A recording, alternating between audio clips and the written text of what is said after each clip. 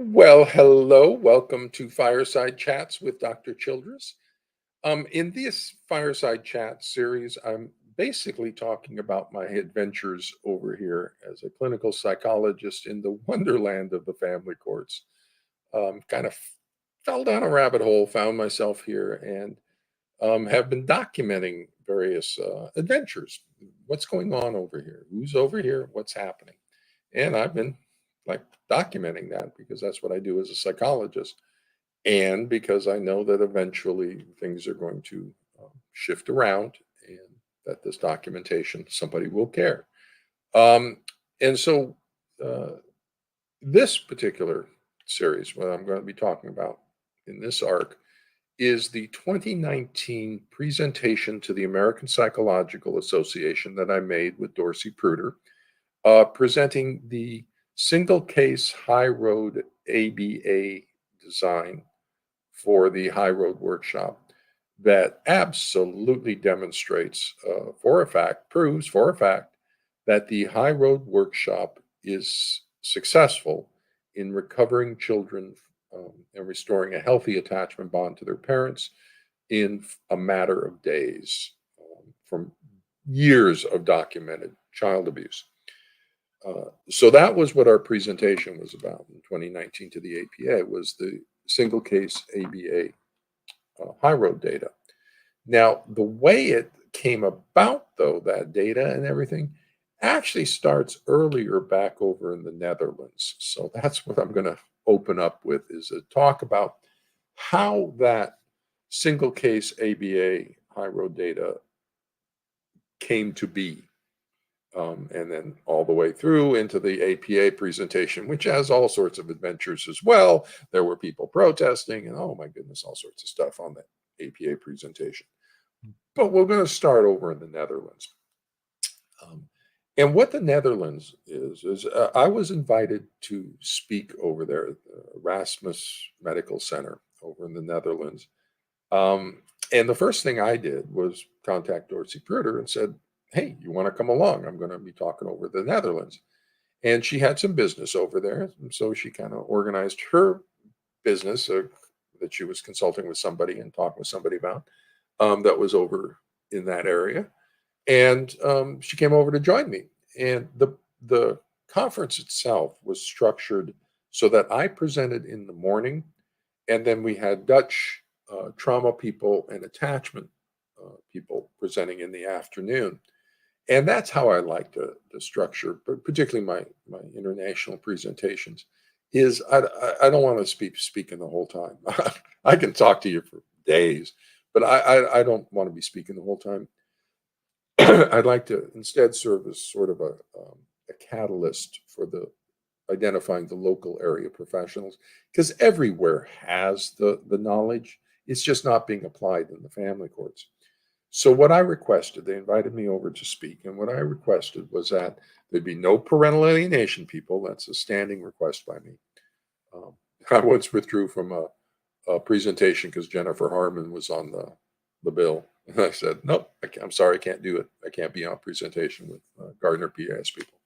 A different story, different time. Oh my goodness, I'll tell you all about that. But they said no parental alienation people at the Netherlands conference, and that I just take the morning slots and that the afternoon slots be filled with local area Dutch trauma people and attachment people. And so Dorcy joined us for that. And then we have panel discussion at the end. She came up for the panel discussion, offered some practical suggestions to some of the parents who were there. And then in addition, a couple of nice little things happened. The Dutch Ministry of Justice invited me to come speak with them as long as I'm over there. So again, I asked Dorcy to come along. And so we both went and met with the Dutch Ministry of Justice, representatives from them. And our recommendation to them was for a pilot program for the family courts with university involvement for evaluation research. My suggestion is Maastricht University for the evaluation research, since they have a world-class forensic psychology program that gets people from internationally to come to Maastricht University's forensic psychology program. So I think that's perfectly set up for the Dutch to conduct a pilot program for the family courts to develop the diagnostic assessment and treatment protocols with Maastricht University serving as the university involvement for the evaluation research and to coordinate the pilot program. So that was our suggestion to the Dutch Ministry of Justice. Then we also received an invitation from this human rights group, this Human Rights in the Law group, HIIL, that's over in The Hague. And so after presenting at Erasmus, we drove over to The Hague and then met over there with the Dutch Ministry of Justice representatives, as well as did a couple of interviews with the human rights legal people. And this is definitely a human rights issue. Oh my goodness, they're taking children away from parents. Plus, there's international things. There's child abduction. There's all sorts of international components to this. But absolutely, taking children away from their parents is a human rights issue that needs to be examined. So that's important. So I spoke with them. I also received a gracious invitation from a professor at Maastricht University to come guest lecture in her course on forensic psychology. So Dr. Childress has actually taught forensic psychology, at least a course in it. I basically told them that they needed to return to the established knowledge of professional psychology, and then everything will be fixed. Stop making stuff up. So that was our little Netherlands arc. So what does this have to do with our presentation to the APA in 2019? Well, you'll notice when we talk about the high road data that it's for a 2-day high road workshop, whereas normally Dorcy's workshop is 4 days. It is amazingly amazing that she gets a recovery in 4 days, whereas the therapists and these people are doing years of ineffective therapy, and yet she's recovering these children, get a healthy attachment bond in days, 4 days. That's amazing. Even more astounding is that this workshop is only 2 days. And the reason is she only had 2 days before she was flying out to join me in the Netherlands. So the story around this is it's a 15-year-old young man, as that's a child, is a 15-year-old adolescent male. And he had been followed by Dorcy for like 3 years. She had been trying to get this protective separation period so she could recover the child with the high road. There were 3 mental health people involved, 2 psychologists and a master's level. I have read all their reports because I was the follow-up care therapist. So that second A phase, that's my therapy. And so I read all the reports out of continuity care. I got the client from after the high road workshop into my therapy, and along with the mental health reports. All 3 mental health professionals over 3 years, all of them diagnosed child psychological abuse.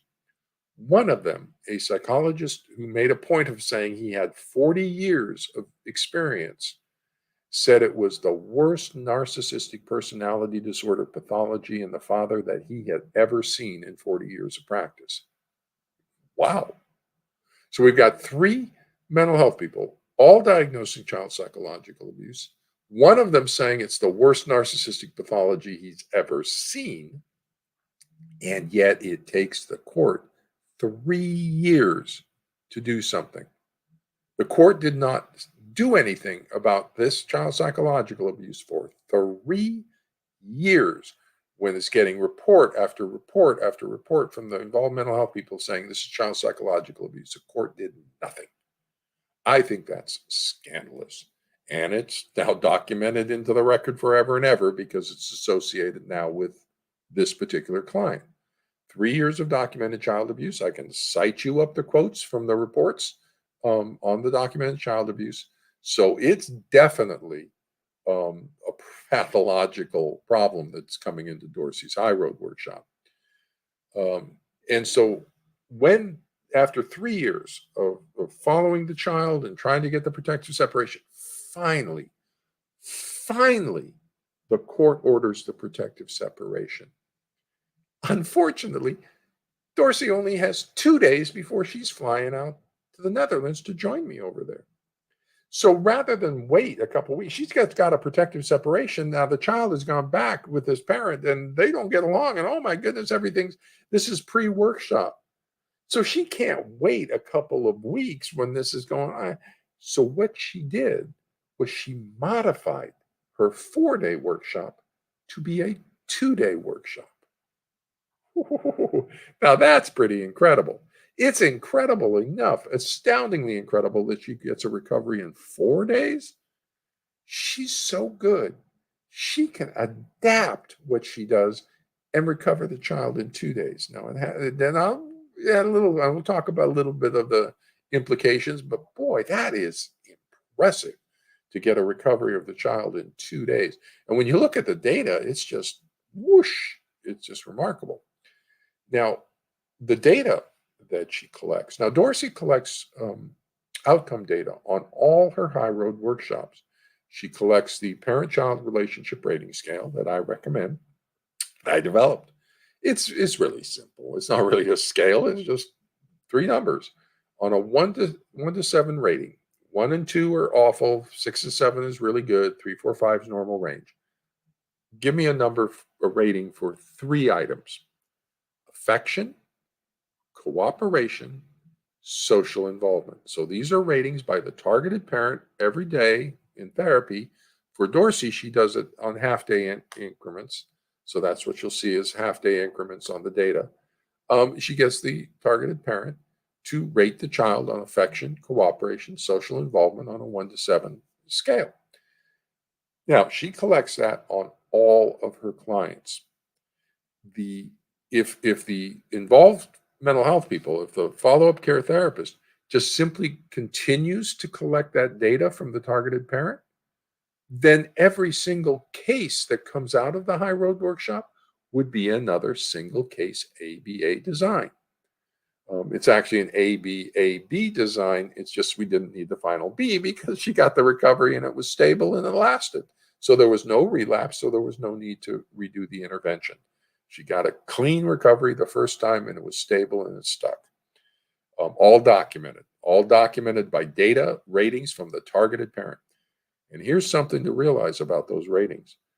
There is zero reason why the targeted parent would falsify or falsely report that the child was fine and recovered if the child is not fine and recovered.